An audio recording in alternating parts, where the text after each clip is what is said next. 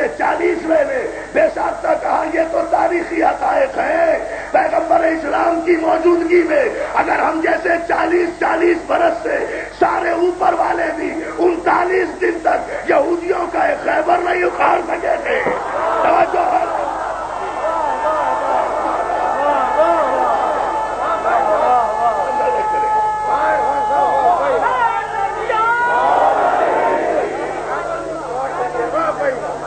سلامت رکھے، مولا آواز رکھے.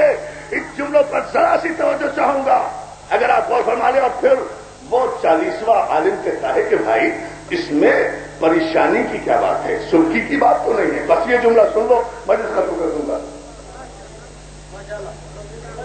کیا اس میں سرخی کی کیا بات ہے، اس میں توہین کی کیا بات ہے کہ ہم اگر کسی علی والے کو مدد کے لیے بلا رہے ہیں تو اس میں کوئی توہین کی بات تو نہیں ہے. تاریخ ہمیں کیا کہے گی؟ ہم کوئی پہلی مرتبہ تو نہیں بلا رہے. ارے ہمارے بڑے وقت پڑنے پر ہلاکت سے بچنے کے لیے ان کے علی کو بلاتے ہیں. یا علی یا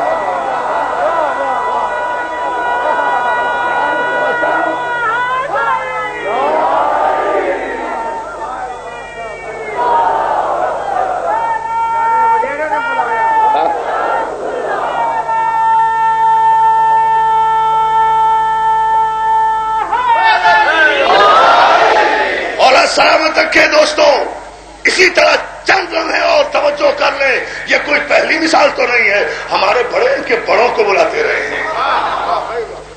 وہ نہ بلاتے تو وہ ہلاک ہو جاتے، وہ ہلاک ہو جاتے تو ہم جیسی نسلیں کہاں سے آتی.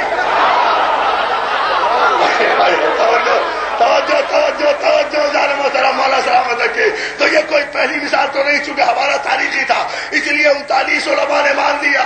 دوستوں تفصیل میں نہیں جاتا، خود اپنے کانوں سے سنا کراچی کے مارٹن روڈ امام بارگاہ میں مبلغ اسلام مولانا اسماعیل دیوبندی اللہ مقامہ نے اپنی زبان سے سنایا کہ خط لکھا گیا.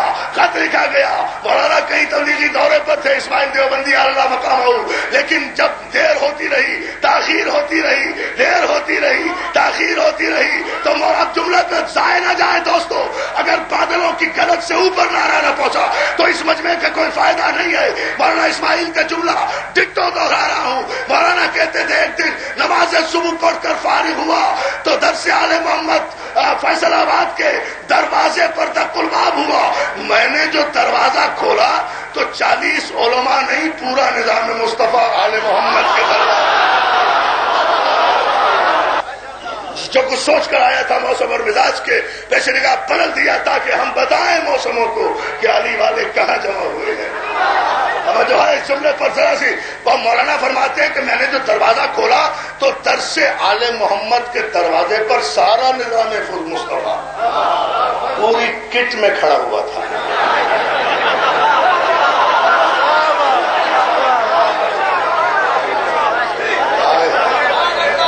وہی ابا، وہی قبا، وہی چوغا، وہی ڈنڈا، وہی تسبیح، اسی انداز سے. اب فوراً ہی مولانا اسماعیل 2 قدم پیچھے ہٹ کے کہتے کیا بات ہے، سارے علماء اکرام اکٹھے غریب خانے پہ تشریف لے آئے، خیریت تو ہے، کوئی کفر کا فتویٰ تو نہیں لائے؟ کوئی کفر کا، اب آپ جملہ سن لینا دوستو، کوئی کفر کا فتویٰ تو نہیں لائے؟ سارے علماء آگے بڑھ کر مولانا کو بغل گیر ہو کر کہتے ہیں مولانا کیسی بات کرتے ہیں، آپ کے لیے کفر کا فتویٰ؟ آپ تو ہمارے چھوٹے بھائی ہیں، بلکہ اس وقت تو بڑے بھائی ہیں.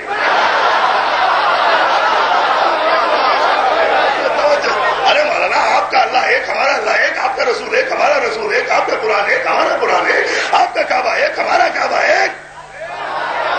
جو ہے نا جان محترم، مگر مولانا اسماعیل کہتے ہیں یہاں تک تو میں ایک مان لوں گا مولانا کہ آپ کا اللہ ایک، میرا اللہ ایک، آپ کا رسول ایک، میرا رسول ایک، آپ کا قرآن ایک، میرا قرآن ایک، آپ کا کعبہ ایک، میرا کعبہ ایک. یہاں تک تو مان لوں گا، لیکن آپ کے خلیفہ مشترک ہے، میرا علی ایک ہے.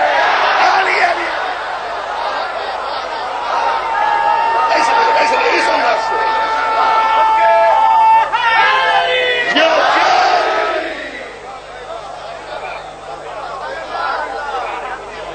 برسنے تو پھر بارش کو، بگڑنے تو پھر موسم کو، ہم بھی کبھی کبھی بگڑتے ہیں. جو ہے نا مولا تمہیں سلامت رکھے کہ آپ کے ان جذبوں اور ہم کو دیکھ کر چند جملوں کا مزید اضافہ جان محترم اس منزل سے چاہتا ہوں، اور وہ یہ کہ نہیں آپ تو ہمارے بھائی ہیں، بلکہ بڑے بھائی ہیں، بس مصیبت کا وقت ہے، اسلام پہ برا وقت آ گیا۔ کیا ہوا اسلام پہ کیوں برا وقت آ گیا؟ ہم کبھی پریشان نہیں ہوتے اسلام کے متعلق، اسلام پر اب کبھی برا وقت آ ہی نہیں سکتا۔ کربلا کے بعد اسلام پر کبھی برا وقت نہیں آئے گا، اسلام پر برا وقت صرف 61 ہجری میں آیا تھا بس، اس کے بعد کبھی اسلام خطرے میں نہیں آیا، نہ آئے گا۔ اب تو مسلمان خطرے میں ہوتا ہے، مولوی خطرے میں ہوتا ہے، اسلام کبھی خطرے میں نہیں ہوتا۔ کبھی ڈیٹیل اس کی بتاؤں گا، اس کا بیک گراؤنڈ آپ کو بتاؤں گا۔ ہم پریشان نہیں ہوتے، لیکن مولوی فوراً اسلام کو خطرے میں ڈال دیتا ہے، صاحب اسلام خطرے میں، کیا ہوا؟ کیا ختم نبوت کا مسئلہ ہے؟ وہ قادیانیوں کا خلیفہ جو ہے وہ مانتا نہیں ہے۔ کہا کہ جی مجھے یہ آپ کے اسلام سے تو کوئی دلچسپی ہے نہیں،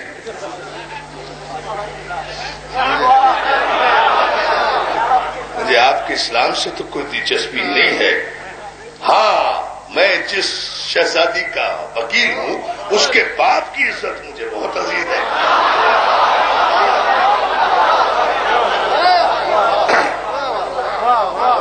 توجہ کر لیں جو، اس کے باپ کی عزت مجھے بہت عزیز ہے، اس لیے میں چھوڑ رہا ہوں سارا مضمون، کئی گھنٹے کا یہ مضمون ہے دوستو۔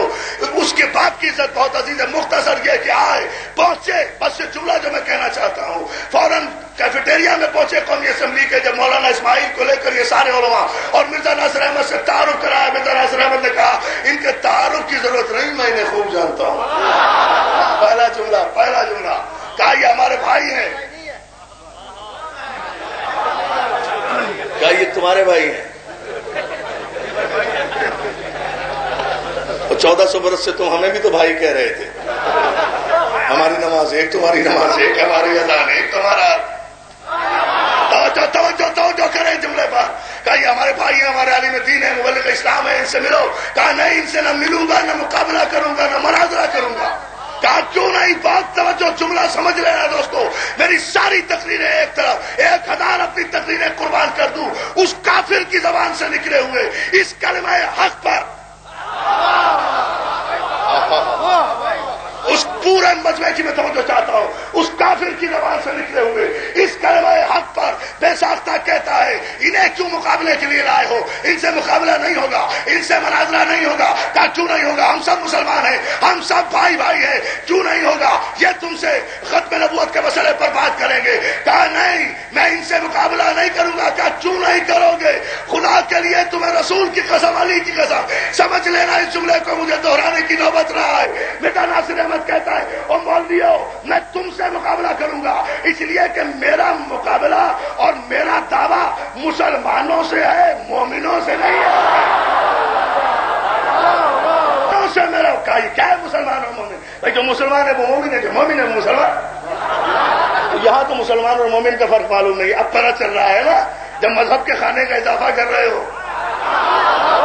کہ مسلمان تو ہوتا ہی ہے، لیکن مسلمان کافر بھی ہو سکتا ہے۔